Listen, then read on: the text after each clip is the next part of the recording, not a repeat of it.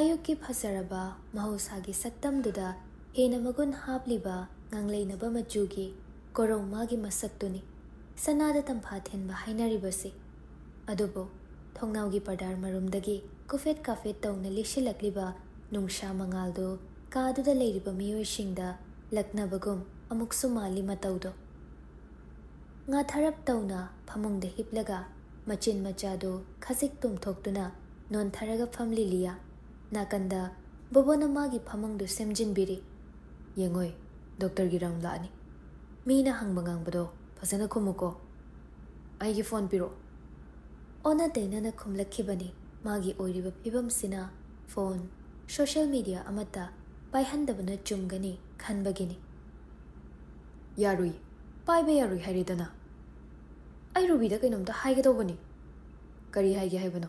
ꯑꯩ ꯑꯗꯨꯝ ꯍꯥꯏꯒꯦ꯫ ꯉꯥꯏꯍꯥꯛ ꯂꯩꯔꯗꯤ ꯃꯥꯁꯨ ꯂꯥꯛꯑꯅꯤ꯫ ꯑꯩꯗꯣ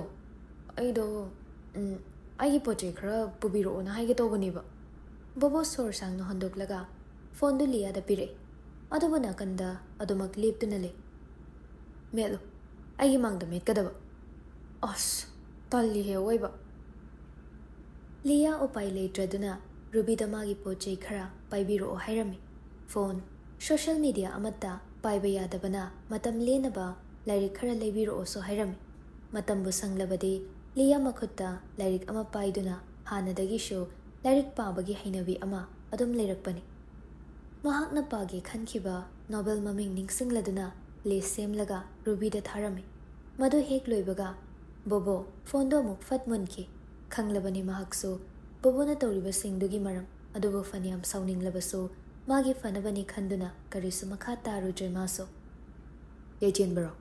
ꯑꯗꯣ ꯉꯔꯥꯡ ꯑꯍꯤꯡꯗꯣ ꯅꯪ ꯑꯗꯨꯝ ꯁꯪꯕꯗ ꯃꯥꯗꯤ ꯇꯨꯝꯗ꯭ꯔꯕ ꯆꯠꯈꯤꯒꯦ? ꯑꯩꯅ ꯋꯥꯔꯅꯤ ꯍꯥꯏꯗꯅ ꯑꯩ ꯑꯃꯨꯛ ꯁꯪꯍꯧꯔꯒꯦ ꯍꯥꯏꯔꯒ ꯅꯝꯗꯅ ꯌꯨꯝꯗ ꯉꯥꯏꯍꯥꯛ ꯄꯣꯊꯥꯔꯨꯔꯣ ꯍꯥꯏꯅ ꯊꯥꯈꯤꯕꯅꯤ꯫ ꯂꯤꯌꯥ ꯃꯃꯥꯏꯗꯨ ꯅꯣꯟꯊꯔꯗꯨꯅ ꯃꯆꯤꯟꯗ ꯃꯔꯨꯝ ꯃꯔꯨꯝ ꯁꯣꯟꯖꯔꯤ꯫ ꯑꯩꯅ ꯃꯤ ꯂꯣꯏꯅꯃꯛ ꯋꯥꯍꯜꯂꯦ꯫ ꯍꯥꯏꯔꯤꯕꯗꯨ ꯇꯥꯔꯗꯨꯅ ꯕꯣꯕꯣꯅ ꯆꯩꯔꯛꯏ꯫ ꯀꯅꯥꯅ ꯋꯥꯏ ꯍꯥꯏꯔꯤꯅꯣ?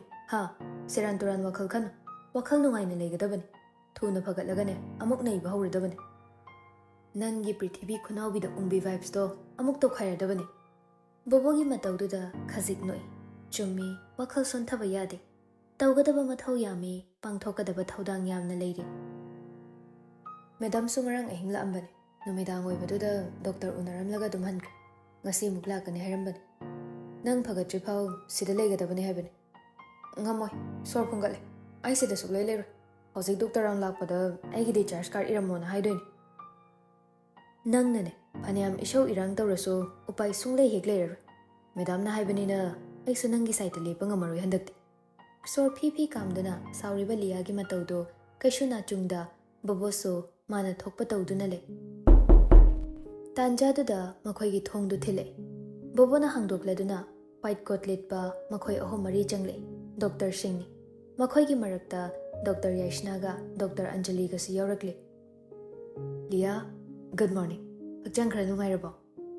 ꯒꯨꯗ ꯃꯣꯔꯅꯤꯡ ꯑꯪꯀꯜ꯫ ꯀꯩꯁꯨ ꯇꯧꯗ꯭ꯔꯦ꯫ ꯅꯥꯀꯟꯗ ꯂꯦꯞꯂꯤꯕ ꯗꯣꯛꯇꯔ ꯑꯟꯖꯂꯤꯁꯨ ꯋꯥꯔꯤ ꯁꯥꯕꯗꯨ ꯌꯥꯎꯔꯛꯏ꯫ ꯉꯔꯥꯡ ꯑꯍꯤꯡ ꯐꯖꯅ ꯔꯦꯁ ꯇꯧꯔꯕꯅꯤꯅ ꯍꯛꯆꯥꯡꯗꯣ ꯈꯔ ꯇꯦꯛꯈꯠꯅꯗꯤ ꯎꯔꯤ꯫ ꯂꯤꯌꯥ ꯅꯣꯛꯐꯦꯠꯇꯃꯛ ꯇꯧꯏ꯫ ꯂꯤꯌꯥ, ꯋꯥꯔꯤꯁꯦ ꯀꯣꯏꯊꯣꯛꯂꯒꯨꯝꯁꯤ꯫ ꯑꯊꯨꯕ ꯃꯇꯝꯗ ꯑꯦꯚ꯭ꯔꯤꯊꯤꯡ ꯅꯣꯔꯃꯦꯜꯗ ꯄꯨꯔꯛꯅꯕ ꯇꯧꯁꯤ꯫ ꯉꯔꯥꯡ ꯑꯩꯅ ꯑꯀꯨꯞꯄ ꯃꯔꯣꯜꯁꯤꯡꯗꯤ ꯅꯍꯥꯛꯀꯤ ꯒꯥꯔꯖꯤꯌꯟꯁꯇ ꯍꯥꯏꯈ꯭ꯔꯕꯅꯤ꯫ ꯈ꯭ꯋꯥꯏ ꯃꯔꯨ ꯑꯣꯏꯅ ꯋꯥꯈꯜ ꯅꯨꯡꯉꯥꯏꯅ ꯂꯩꯕ, ꯑꯗꯨꯒ ꯁ꯭ꯇ꯭ꯔꯤꯛꯂꯤ ꯗꯥꯏꯠ ꯄ꯭ꯂꯥꯟ ꯑꯃ ꯐꯣꯂꯣ ꯇꯧꯕ ꯃꯊꯧ ꯇꯥꯏ꯫ ꯍꯥꯏꯔꯤꯕ ꯃꯌꯥꯝꯗꯣ ꯃꯁꯥꯗ ꯀꯔꯤꯁꯨ ꯆꯪꯗꯕꯒꯨꯝ ꯈꯪꯍꯥꯏ ꯍꯥꯏꯔꯛꯏ ꯂꯤꯌꯥꯗꯣ꯫ Discharge card ꯏꯕꯤꯔꯝꯃꯣ꯫ ꯑꯣꯟꯅ ꯇꯩꯅꯅ ꯈꯨꯝꯂꯛꯂꯤꯕ ꯂꯤꯌꯥꯒꯤ ꯋꯥꯍꯩꯗꯨ ꯇꯥꯔꯒ ꯃꯌꯥꯝꯗꯨ ꯏꯉꯛ ꯉꯛꯅ ꯇꯨꯃꯤꯟ ꯇꯨꯃꯤꯟ ꯉꯥꯏꯍꯥꯛ ꯂꯩꯅꯩ꯫ ꯕꯣꯕꯣꯗꯤ ꯏꯀꯥꯏꯕꯅ ꯑꯍꯣꯕ ꯑꯃꯕꯨ ꯂꯩꯔꯕꯗꯤ ꯆꯪꯗꯨꯅ ꯂꯣꯠꯈ꯭ꯔꯒꯦ ꯐꯥꯎ ꯈꯜꯂꯕꯅꯤ꯫ ꯂꯤꯌꯥꯒꯤ ꯃꯒꯨꯟ ꯈꯪꯕ ꯗꯣꯛꯇꯔ ꯌꯥꯏꯁꯅꯥꯅ ꯇꯞꯅ ꯃꯥꯕꯨ ꯊꯦꯝꯕꯣꯏ ꯀꯩꯕꯣꯏ ꯇꯧꯗꯨꯅ ꯑꯃꯨꯛ ꯋꯥꯔꯤꯗꯣ ꯍꯧꯗꯣꯔꯛꯏ꯫ ꯌꯦꯡꯉꯣꯏ ꯂꯤꯌꯥ, ꯌꯨꯝꯗ ꯂꯩꯕꯕꯨꯗꯤ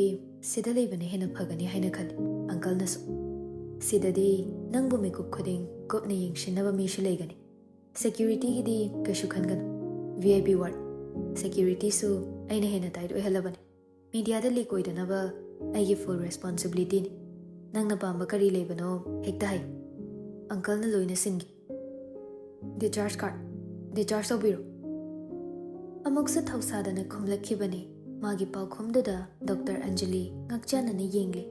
Senior doctor amagi advice po kaishu thausadana lawriba magi mataudu uraga khasik sauningba phawi. Marak thattuna khon khara kalap angang macha chaibagum hairakhi Dr. Anjalina. I'm your doctor and no, aina nangbu discharge tawri. Ay numit kharagi conference ama yawa chatkani. Madugi matamda ay nangbu atopa doctor amada sinaramgani. Mahaksu yorani. Heg lakpaga introduce tawgi. Aduga sida leplibasina nangi personal dietitian. Nongmagi nangi diet kari chagani haibado mahakna haigani. Kupna senagani. Nangi diet plan ama semlabani. Madu strictly follow tawgadabani. Maray tawgi haiduna nongkhalakpani mamaido. Adubu kagi thongdo khangang hangdorakpada lairiba mayamdo maikei adomda mamai leithoktuna yengni. Sorry sir. Sorry ma'am. Traffic tapalaga lairubagi khara thengdokre.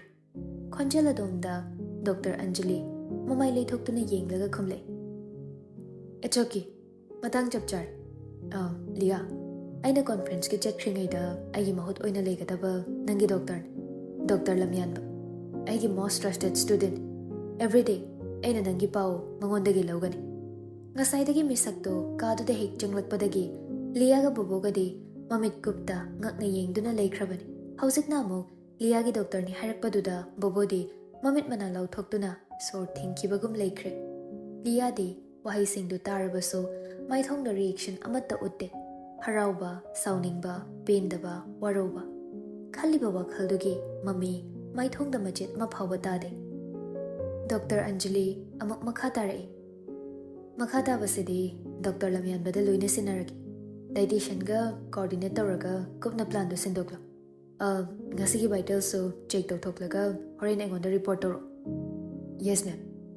Liana wangang laktringay tanja do loduna makhoi so haifam thokpa khara hairamlaga mari kadudagi thokre. Leihoribado Dr. Lamyanbaga, Boboga, Liaga, makhoi hom khakta ngaihori. Bobodi tofam khangda mitamgum machi lengda liptuna adumak leikre.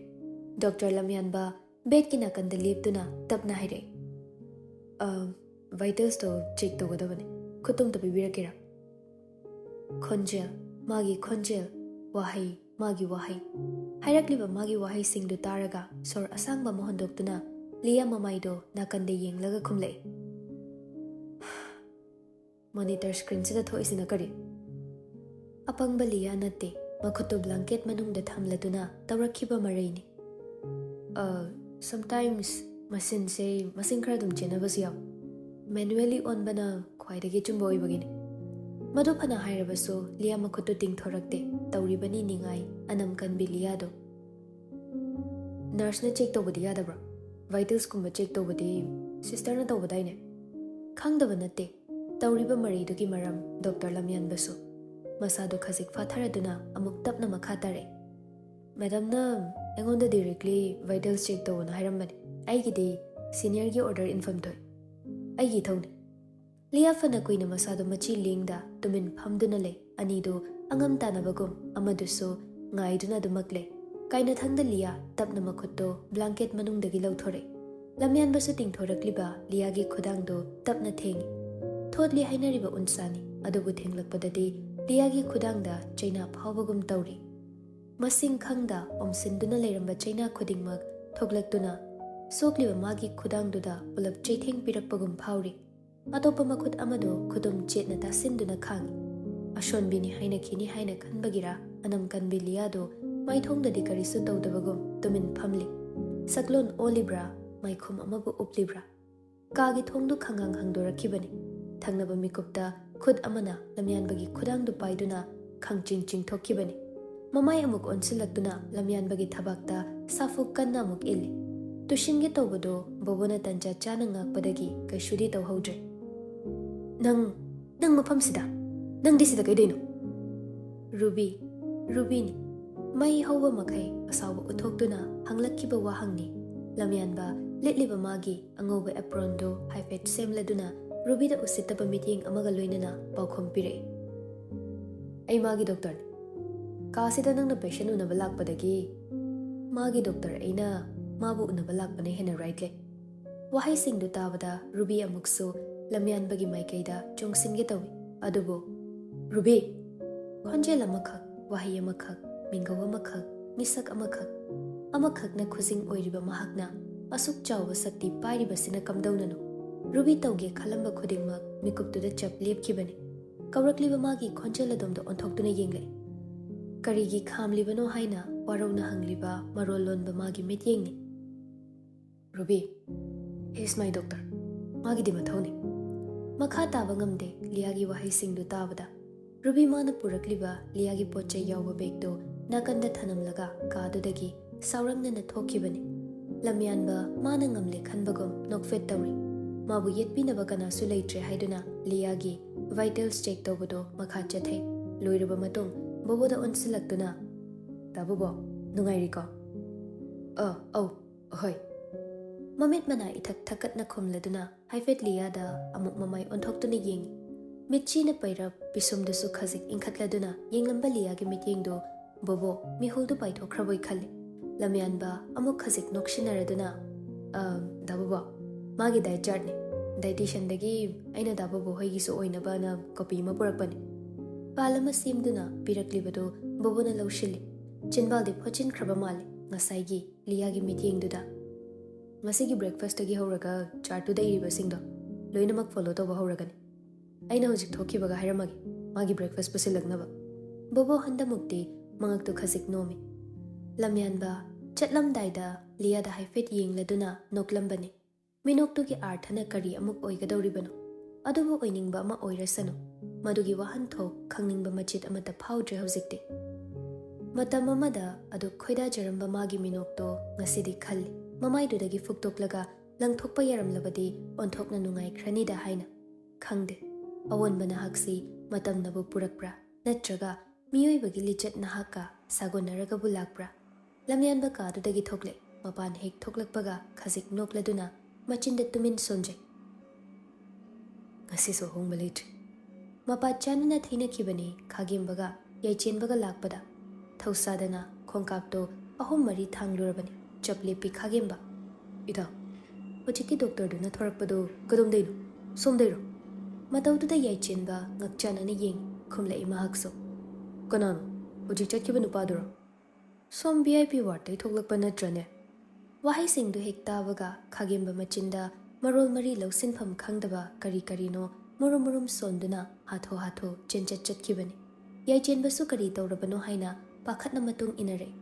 Kagi thongdo ngaingamdana thilli khagemba bobona he khangdokpaga khagemba Liagi manakta chinsil wangangda Liagi phamungna kanda lepi non tharamba mamaido tapna non khala iliyado mamitna lon phaunabagum khagemba ubada mabokning nungsiraktuna khamba ngamda peri tawre madudani nakandagi khonjel amana wahai ama khak khanaudagi ngangladuna khonjel hora phairakibado kananano Khonjel duda Lia Masado machi lingbang am the thakat kre.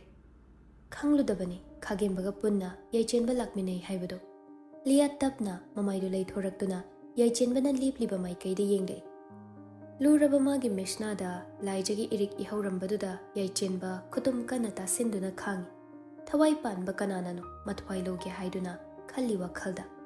Tapna, khongthangdu thangduna, Liagi manakta changsele, Khonjel du khara tap thareduna, Amuksu hangla YAICHENBA. Kananano. Hayo gananano. Wahangoina thokrabasu khonjel dunadi haijabagi khonthokni. Haizaribani kanano amuktangdi khanghallu haina natrabadi laitafam khanglaroi langtaknariba khoirangliba wakhalse. Lia paukhum amata pidana mamaido muknon thaki YAICHENBA paukhum phangrabada masadu khoishaunaba henkatle. Sodu chaning tadana kana honba hore. Kana muktuna kutum tasiliba YAICHENBAgi makuttu ure. Mapang thibagum Liagi kuttu mathanda thangatuna YAICHENBAgi kutum tasiliba kuttuda tapna thengle. Amuksu tasiliba kutumdugi mathakta tapna paishili. Kari magunno, kari mayaino. YAICHENBA chaning tadana holamba sordo tapthana amuk honba hore. Ai kashu tawdi. Mabu phathanaba pirakiba paukhumni adubo apenba oide paukhumdo YAICHENBAdi. Mataudu Lia su khangbagum YAICHENBAgi makuttugi khunamda Lia magi khubiduna tapna nanbire. Mabu sumkhibagum YAICHENBA kana tasilamba magi khutto tapna tingthore.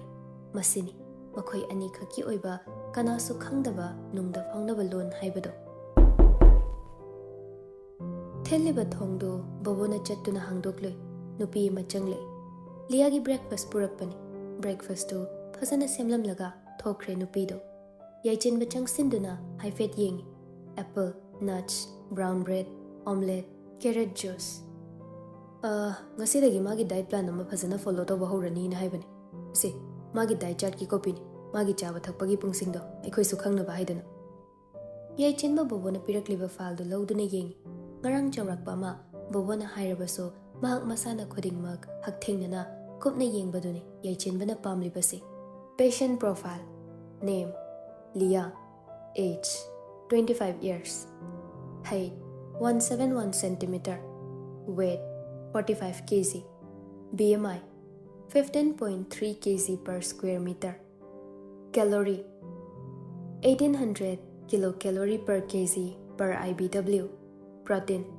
70 per kg per IBW mathangi lamai dagidi magi nongmagi chanaba diet chart phasana semduna irame nongmada mana chagadabasi taret lakthokna chagadabani early morning breakfast mid morning lunch evening snacks dinner bedtime chaba khaktang senabada mathawama oigadoribani tawrisi Lia purakliba chana thaknabadu chaba hobi khagembasu manakta khara changsilaktuna wari sane kemta lemhan bayariko loin chagadabni nangna pamba tay tay leraso pabungda dum hayuko Lia khagemba wahi du taraga amuk khanghai hare dejar sobagim ta habiramgira nakanda lipliba bobona tap oktuna chere yaroi hare dana asugam nanam kan bangang sibu kainu ne madam na fagatri fao sida lehen gadabane na haramabane sugatli boboda onsinduna lamhenbi Lia do matawduda khagemba nokladuna amuk themjinbire sachat phagatlaga sachat dejar to haladabane akaknaba matam leite thuna phagatlaga sidai chen khrasi Lia upai leraroi khanduna amuk non thaduna charibaduda mamai onsili ihe chari nen tawrise angang machaga chapmane nakanda tariba napkin du lawraduna tairiba Lia gi machindo khagemba na taithokpi hanadagi machin manawgum doina rakpana kaishu khanade Lia so adum mana thokpa achapot singdu chari khagemba mamaidu khasik lei thorakpadani YAICHENBA na suklaga mangonda chagadaba makhai yenglambaduda khangpre khangi kari tawragi haina ingit tawnaduna hangi adubu YAICHENBA paukhum amata pirakte shukladuna dumak mangonda yengi punsida khwaidagi asoiba thabak ama tawkhrabagum adubu luribadi khagemba magi maral karino haiba khangdaba aduni phana kuina wakhal khalli khagemba yengthokluba khuding YAICHENBA gi khana yengliba mityengduga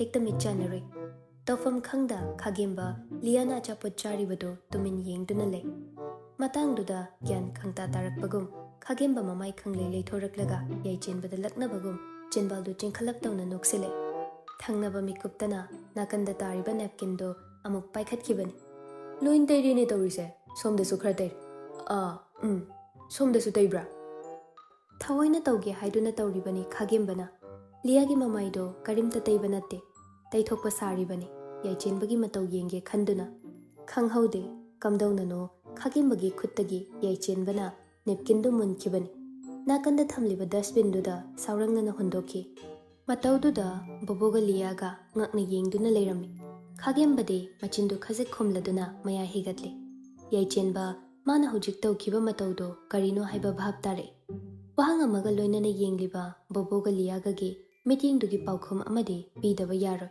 khangai haidokhi motlena hundokpani kaino motlasu laundry da dum pikhigadaba leiradubu amuk dustbin duda ipang pangna muk hairakibani bobona Lia di ngangnariba warido thazaba watpana onthokhlaga yengakpada khagemba na mamai khumduna nokpa khanglibadu urei lausing leibi Lia ni matawdu bhab tarami mamai do khasik luktharaga chinbal do khasik chikladuna ikaiba khangna nokthokke tawriba momon minokto phasinaba hotnajari wari dudagi khara thaidoklaga Lia na hanglakhibani dabobo rubi do yumda halamadra masai thokibado hoine masai saura thokibadagi adum changaktrene made amte yengbiugira hoi ayasai phau thoga haifedi yongi Thoke tawba bobodo amuk chap lepe aduga YAICHENBA da onsilaktuna hairakibani.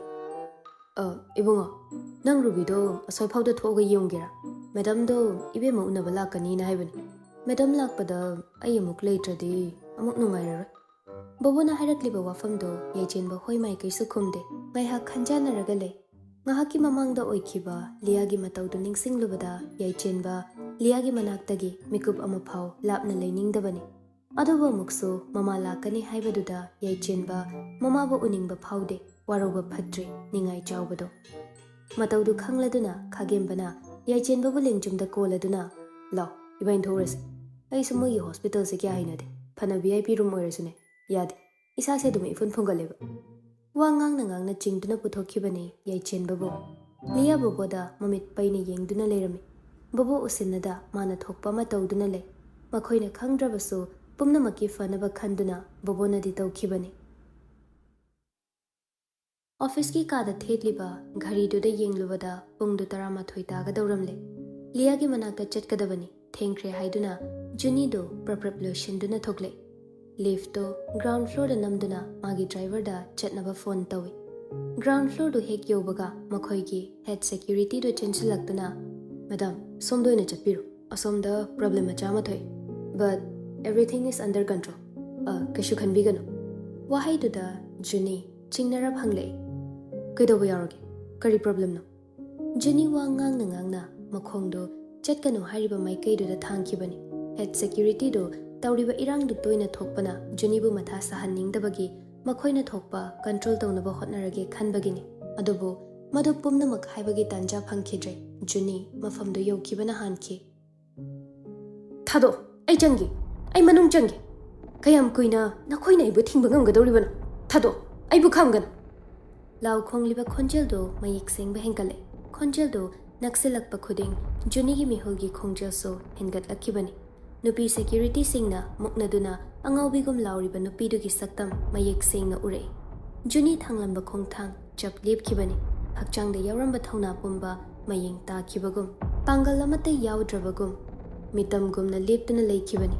Law khonglamba du lepki nupi du Juni hek ubaga masada yauriba thauna pumba phudukladuna security singbo inthoklamlaga chensin kibani. Makholduda akoibada leiriba mipum khudingmak uchukum chap liptuna mamit mana lauthokuna yengnare.